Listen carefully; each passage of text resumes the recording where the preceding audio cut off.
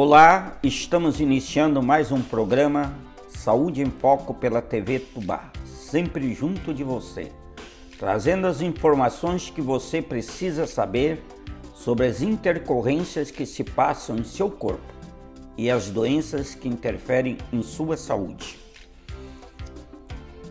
Como já falamos no programa passado, hoje nós estamos continuando esse enfoque principal sobre as doenças que acometem os nossos olhos, a visão. E hoje continuamos com a presença do médico Vinícius Marques, oftalmologista, especialista nessa área, para continuar dando para nós as informações necessárias e precisas para que possamos entender o que se passa com nossos olhos em determinado momento de nossa vida. É muito importante. Que os olhos, vocês sabem, é aquela câmera que nos coloca diante do mundo, do espaço em que nós vivemos, das intercorrências que se passam em volta de nós, da visão, do meio, da paisagem, das cores, tudo isso, da leitura, faz parte da nossa visão. E por isso, muitas vezes, somos acometidos de determinadas enfermidades no transcurso de nossa vida. Pode ser até na vida intrauterina, ou pós-parto, ou na fase de criança, na infância, e na adolescência, na fase adulta, ou também na velhice.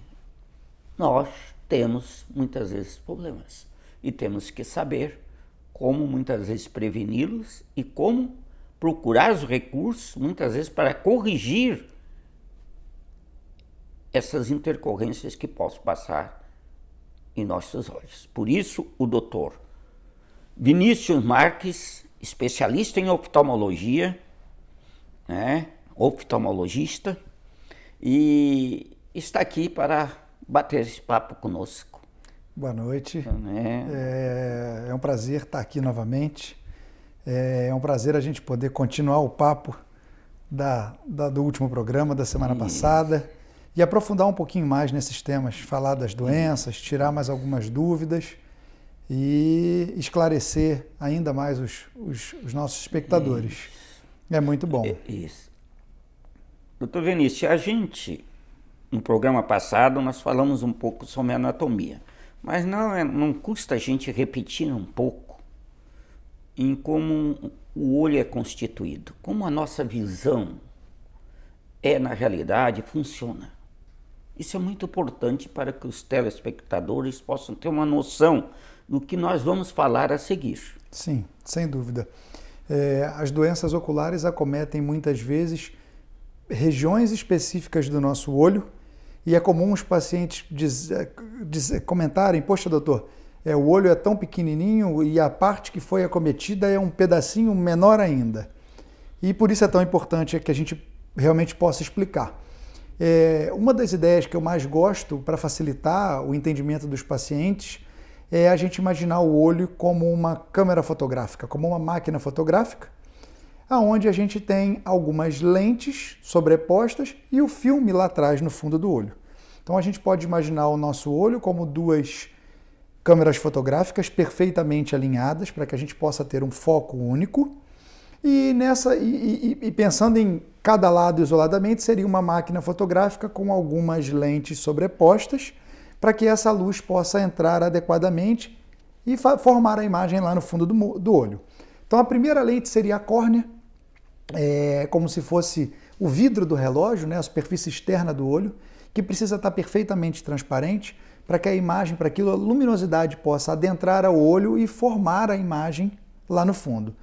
Uma segunda estrutura, que não é exatamente uma lente, é a íris, né, que a gente também conhece como pupila, que é o orifício pupilar, que o pessoal chama popularmente de menina dos olhos, a parte colorida dos olhos. Isso. O objetivo da pupila é ela se contrair e dilatar de acordo com a luminosidade do ambiente e diminuir ou aumentar a quantidade de luz que vai ser colocada lá no fundo do olho novamente.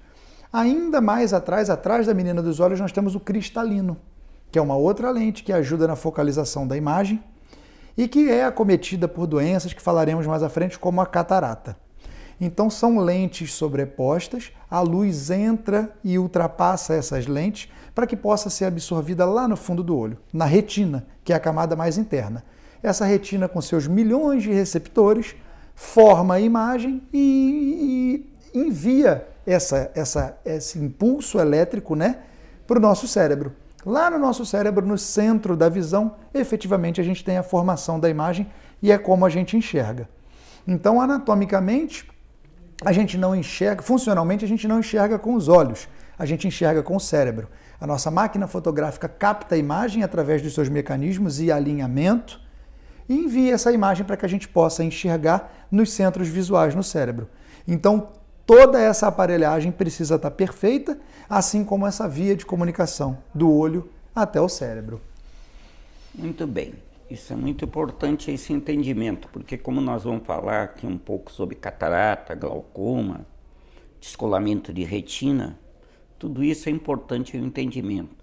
Mas antes, para a curiosidade, eu acho, do telespectador, que outro dia a pessoa mandou uma pergunta, eu vou fazer essa pergunta, me lembrei. Como que se dá a coloração dos olhos? Porque uma pessoa tem um olho castanho, outro é preto, outro azul, outro é verde, outro Sim. é amarelado. Sim. Aí a pessoa perguntou como que ocorre isso? Por Sim. que ocorre essa mudança de coloração dos olhos das pessoas? Sim. Essa estrutura que a gente chama de íris, que é a menina dos olhos, ela é composta por algumas camadas sobrepostas, todas juntinhas, como se fosse um colchão. E dentre essas camadas a gente tem algumas células pigmentares. A gente tem pigmentação. Então é mais ou menos como se fosse a pele da gente. Então a gente tem pessoas com maior quantidade de pigmento iriano terão íris mais escuras. Pessoas com menor quantidade terão íris mais claras, tá? E aí isso é diretamente proporcional ao tom final da cor da íris como um todo. Então aqueles pacientes que têm menos pigmentação terão olhos azuis, os com um pouquinho mais olhos verdes, avançando um pouquinho mais caminhamos para o castanho, o marrom e até aquelas íris bem pigmentadas, bem escuras, que são aqueles pacientes com maior quantidade de células pigmentares. Então a quantidade de pigmento é que determina a coloração da íris do paciente. E isso está ligado ao gene, à genética. Sim, sem dúvida. Né? Sem dúvida. Pacientes com pais de olhos claros têm uma probabilidade genética um pouco maior de repetirem esse traço genético. Não é uma verdade absoluta. Às vezes na família os pais não têm um olho claro, um olho azul, e aquela criança, mesmo com uma probabilidade menor genética, acaba desenvolvendo esse traço genético. Isso é um processo natural de seleção genética que tem maior ou menor influência dos pais e dos avós, mas é sem dúvida uma combinação genética que dá essa formação no momento pós-parto, né, no momento do nascimento da criança. Uma outra perguntinha, porque a gente aqui está, telespectador, sempre está ligado. A função da pálpebra, que é uma estrutura muito importante. Sim. E a pálpebra? Sim. Qual é a sua importância dela? A pálpebra, ela, muitas vezes, quando o paciente pensa no olho, ele esquece da pálpebra, né? Isso. E o olho, para nós, oftalmologistas, é a pálpebra, as vias e anexos lacrimais e o globo ocular. Então, o olho em si é só mais uma estrutura de todo um conjunto.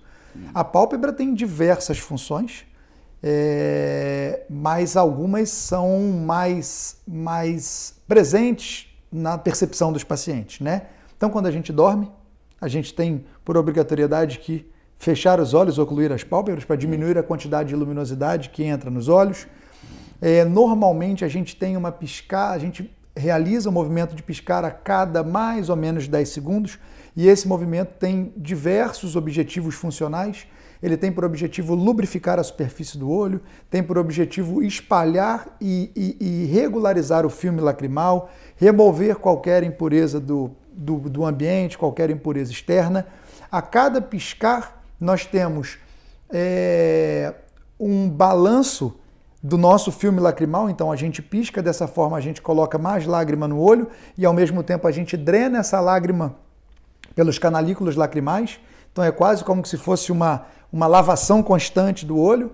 Então são diversos mecanismos e diversas importâncias diferentes até o ponto da proteção. Então o movimento de piscar é um dos mais rápidos do corpo, é um dos mais rápidos do organismo. Então a qualquer momento que a gente se sente ameaçado ou que qualquer coisa pode nos acometer na região dos olhos, a gente pisca quase que imediatamente. Então funções de proteção, higiene, limpeza, lubrificação, são diversas proteções. Muito bem. Nós vamos fazer agora um breve intervalo e já voltamos já.